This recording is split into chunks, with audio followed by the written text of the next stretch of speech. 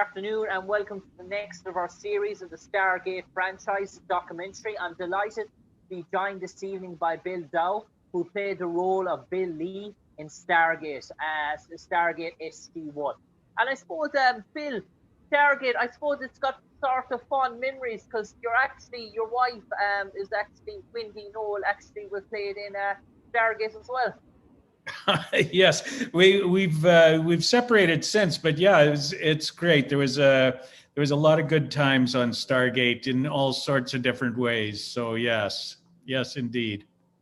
And I suppose that Bill, in terms of obviously your first name is Bill and your character's name is Bill as well. So how did the opportunity come about for you originally to get cast in Stargate SG1?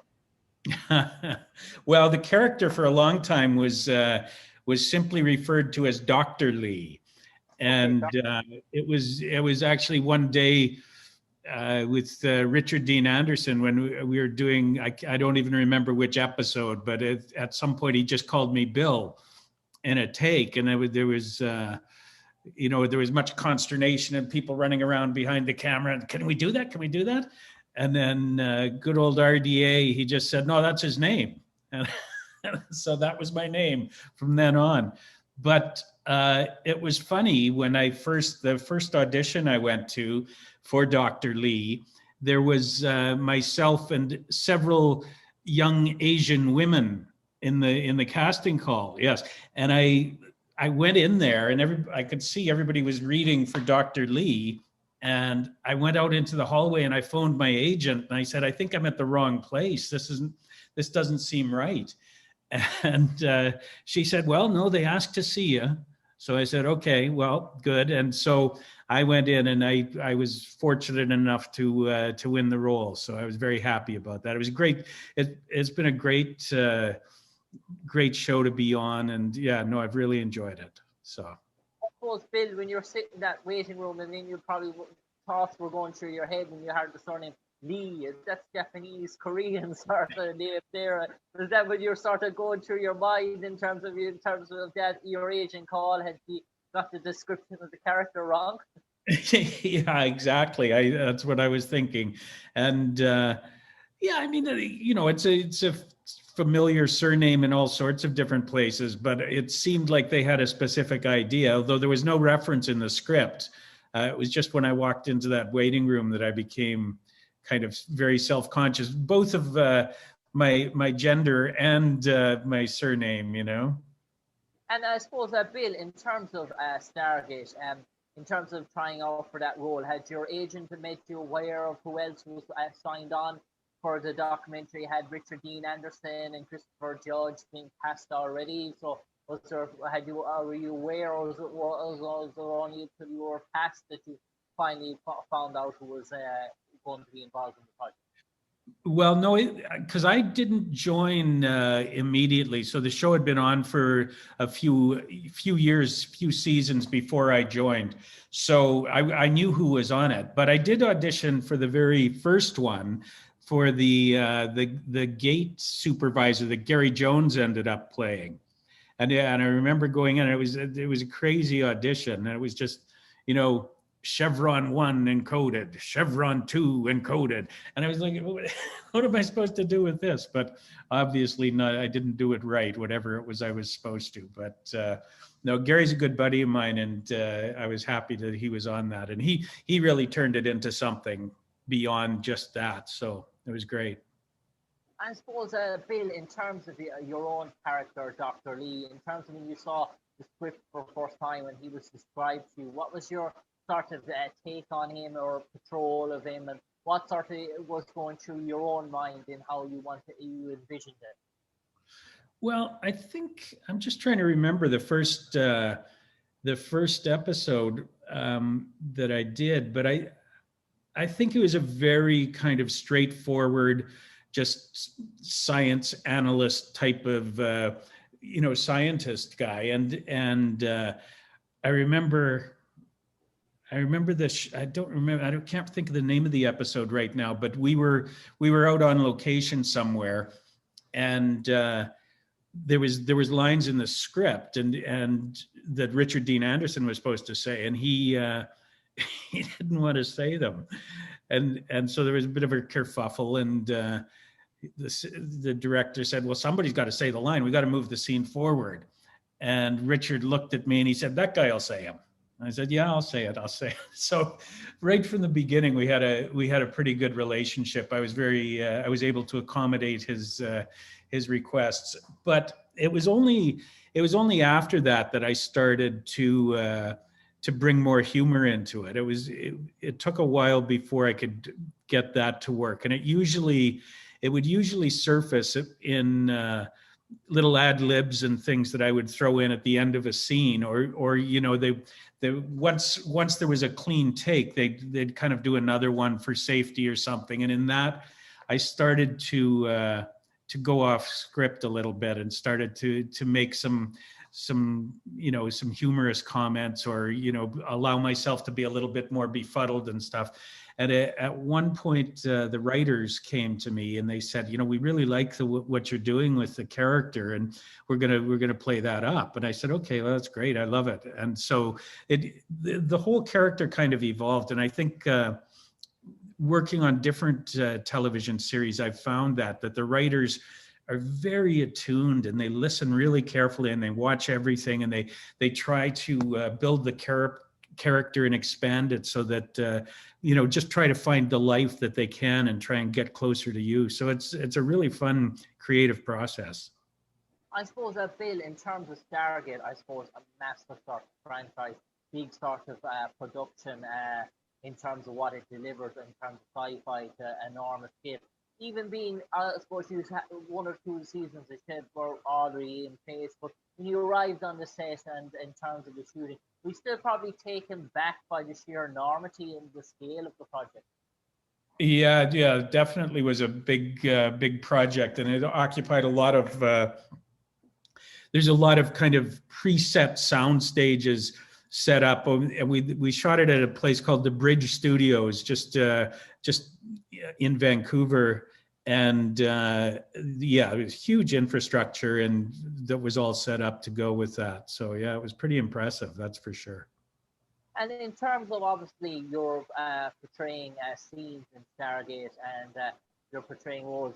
When you actually, did you ever a time where you got to look back at the sort of finished project or the finished take before the episode went sort of live, and what was your sort of initial reaction? Did it obviously live up to what you thought it might be, or in terms of, or were you for one that you'd never really like to watch back in terms of roles that you played or characters, where you always move on to the next episode, where you would not like to see yourself in action? It's an interesting question, Jim. I'm generally one that doesn't like to watch myself too much, but over the course of time, and especially with something like Stargate, where it runs for as long as it did, you you inevitably start seeing some of those things, and when I did, I was quite pleased. I thought it was quite fun, and so I was always very happy to be involved with the project. It was a real home, and the whole cast and the crew were all very simpatico, and everybody just got along. I had so much fun doing that show. It was great. I suppose Bill, the show, it made a sci-fi legend out of the character Jack O'Neill in terms of that. And I suppose Richard Dean Anderson, I know he was obviously known for MacGyver, but the character in Stargate, obviously Jack O'Neill, did a huge sort of fan base, a mega fan base all over the world. But I'm just going to take you on now to the spin-off that came in terms of that Stargate Atlantis. You appeared in an episode of that, and in terms of the new set that had to take on that sort of role, in terms of, obviously, the original cast members weren't, they played, I suppose, guest appearance roles in Stargate Atlantis, but they weren't obviously heavily involved in it. I suppose for someone like Joe Flanagan, who played John Shepherd in Stargate Atlantis, obviously was always going to be portrayed to Richard Dean Anderson's role as Jack O'Neill. And I suppose there are massive shoes or massive boots to step into.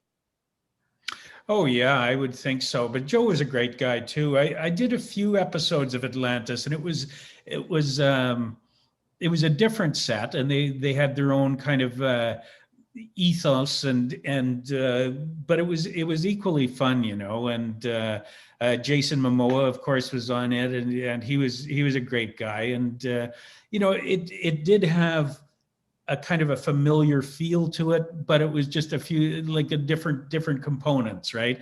But it was, and then we did a couple of crossover episodes too, which were fun. But no, I enjoyed it. It was maybe even a little bit more action oriented than SG1, but no, it was a great show to be on, and the cast members again were all terrific people. And I suppose Lord Mercury, he stole in terms of Don Davis, who played General Hammond in Stargate SG1. I suppose in terms of that role, when Don stepped away from that role, that was probably the biggest in terms of character replacements that they probably step into that shoes. I know Beau Bridges tried to step into the shoes, but it almost never really felt the same when sort of Don departed. Yeah.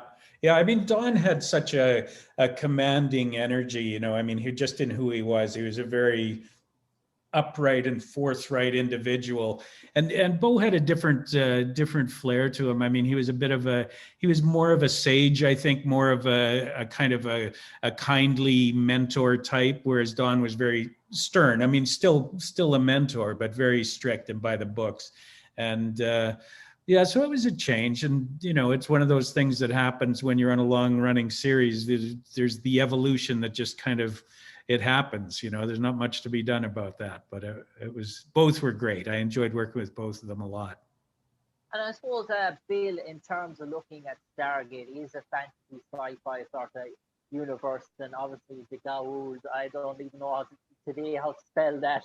It's one of those sort of things. If you're a spelling bee quiz and you put it to a teenager, they'd be just mystified. But in terms of snakes and sort of people sort of heads and all sorts of enemy sort of characters, it really sort of caught on really in terms of a sort of an enemy sort of such. And I suppose for any sort of sci-fi show, you're only as good as what your enemy is in terms of that, your portrayal of your enemy. And so sort of, what was your sort of take on that? I suppose it was fantasy, but I suppose it always, because they were played by mortals, they gave that sort of inevitability about it as well. And I suppose in Stargate Atlantis, the rates were half mortal as well. So important, I suppose, the enemy kept that bit of mortal sort of touch or mortal sort of feel to it. It was never really dragons or beasts or zombies or something. Yeah, yeah. You know, it's interesting. I don't know. Did you ever have a show in Ireland, Hill Street Blues? Did you see that? It was an old police show back in the 80s or something. One of the writers, and I don't remember his name right now, but he came on to Stargate SG1, and he had been a writer on Hill Street Blues. And I said to him, I said, you know, it must be quite a departure to come on to a sci-fi show after doing like a real kind of straight up cop show and, you know, kind of high end TV drama. And this is going into a more of a fantasy realm. And he said, this is the best thing ever. He said, you know, on those kind of shows, they're essentially, these were his words, they're essentially soaps, and the drama is within a human scale spectrum, and that's what you can do. And you can get a fair bit out of that. But he said when you get to sci-fi, he said you can tackle the big questions, and this is, you can look at good and evil. You can examine the bigger, grander questions. There's more scope for moral exploration. And I would never have thought of it that way, but seeing it through his eyes, having him explain it to me, I thought that was really interesting. I suppose, Bill, in terms of the last question before I leave you now, in terms of your own character, Dr.Lee, Bill Lee, if someone put that in a dictionary in terms of the Stargate sort of universe, and they were to give character descriptions of every sort of character, and it left two blank sentences underneath. What would Bill Dow like that to read in terms of what would he, as his portrayal of Dr. Lee, what would those two blank sentences, how would you sum them up? I would say that Dr. Lee is a dedicated man of science who sometimes allow his passion for science to befuddle his human interactions. Wow, very scientific to the core, even in route with his own character, Bill.